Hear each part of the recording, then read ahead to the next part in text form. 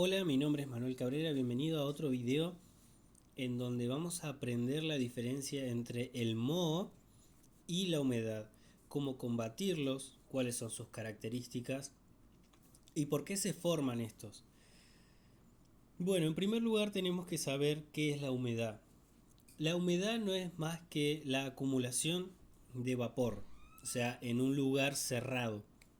Esto puede ser una habitación, un baño, una cocina. Cualquier hábitat que esté cerrado, mismo dentro de un auto puede haber humedad, ¿por qué no? La humedad se genera por diferentes situaciones. La primera puede ser que las paredes, porque nosotros estamos hablando de casas, ¿no? En este contexto, las paredes no tienen la capacidad de absorber esa humedad y eliminarla, evaporarla para el exterior. Cuando no tiene esta capacidad las paredes, o también puede ser que desde el exterior cuando llueve, la pared no está bien aislada del exterior y provoca que esa humedad ingrese hacia el hábitat, ¿no es así? Este vapor que se va generando no se ve, o sea, nosotros no lo vemos, pero está constantemente. Es como dejar un vaso de agua sobre la mesa, después de un determinado tiempo el agua va a desaparecer, o sea, se evaporó por completo. Entonces, esa agua que se encontraba antes en el vaso pasa a estar en donde sea que se haya evaporado, por ejemplo, en un baño, en una cocina o en una habitación. Ese vaso de agua está vacío, pero el vapor del agua o sea, está completamente ahora en la habitación. Bueno, básicamente de esa manera se forma la humedad. La humedad puede nacer por desde las bases, o sea, desde la base del piso, pueden sudar los pisos. Cuando no están bien aislados, lo que ocurre es que el sudor del suelo, al estar, eh, ¿cómo puedo explicarlo? Cuando está mal de nivel, no es así. Cuando el suelo está mal aislado, el agua tiende a subir. Cuando el agua sube y se empieza a evaporar, hay una diferencia de, de temperatura. Entonces provoca una condensación y los suelos se ven mojados. Esto suele pasar mucho cuando el suelo está directamente tocando el piso, o sea, cuando tiene contacto directo con el suelo, o sea, la tierra me refiero. Pueden atravesar la cerámica, o sea, la superficie de la cerámica, al no permitir que se evapore correctamente, lo que pasa es que hace una condensación y la cerámica se puede mojar. También puede ocurrir por una filtración del lado de las paredes externas o del techo mismo, que a falta de una buena aislación permite que ingrese esta humedad del lado de adentro. Entonces se evapora del lado de adentro, no se evapora del lado de afuera. Y puede también hacer desde los cimientos. O sea, cuando nosotros tenemos, por ejemplo, zapatas, estas absorben la humedad y si nuestros ladrillos estaban en contacto directo con la tierra, estas son como esponjas, o sea, están llenas de poros que van absorbiendo y la humedad sube por estos lados. Y de nuevo se evapora en la habitación. Es algo bastante habitual. La humedad puede llegar a subir hasta 5 metros o puede llegar a abarcar toda la pared. O sea, una pared de 5 metros puede abarcarla completamente. Incluso hay situaciones extremas en donde sí suben en edificios, o sea, la humedad va subiendo bastante. ¿Cómo se resuelve esto? Y básicamente sabiendo la causa se sabe la solución. Por ejemplo, sabemos que una de las maneras que puede entrar la humedad es por las paredes que están mal aisladas del exterior. Habría que aislarlas del exterior. No sirve más aislarlo del lado interno. Por ejemplo, nosotros tenemos una habitación en la que nosotros pintamos la parte de adentro de la casa, ¿verdad? Y la parte de afuera no. Lo que va a provocar es que la humedad va a entrar y va a lastimar la pintura que hayamos puesto del lado de adentro.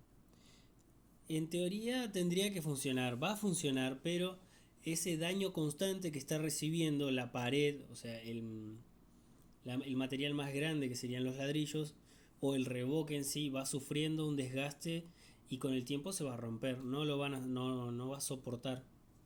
Entonces, si el aislamiento no se puede hacer del lado externo, por ejemplo, en una situación en la que las casas están muy pegadas, a veces en esta unión no se logra colocar una pintura, o sea, las paredes no se logran pintar o no se logran aislar bien y se construye de igualmente al lado. ¿Qué pasa? Que cuando llueve, la humedad entra por estas paredes y obviamente se genera humedad del lado de adentro de una de las piezas y en este caso es muy difícil meter pintura ahí adentro o algún tipo de aislante porque ya las casas están casi pegadas pero no están bien aisladas. En este caso podríamos decir que vamos a pintar toda la pared y de esta manera arreglaríamos. No, en este caso deberíamos quitar toda la pintura o todo el aislante que le hayamos puesto del lado interno, dejar que seque bien, o sea, que seque correctamente. Y por último, cerrar en donde sea que esté filtrando, o sea, por donde sea que esté entrando el agua. Por ejemplo, en este caso es la unión de las dos casas, de las dos paredes. Se aísla correctamente, pero hay que darle tiempo a la pared que respire y que cure. O sea, que básicamente se seque. Hoy en día hay muchos métodos para mantener una pared seca, o sea, para que constantemente esté sudando. Cuando una pared no logra sudar, cuando se la aísla completamente, lo que ocurre es que la humedad siempre va a entrar por algún lado. Habría que permitirle que respire. Entonces, en una habitación bien aislada, lo que pasa es que tenemos que tener eso, ventilación. Las paredes, el látex o la pintura común tiende a sudar, permite que respire, o sea, se generan microporos que permite que la pared sude. Si nosotros mantenemos completamente cerrado, esa humedad se va a acumular dentro de nuestra habitación.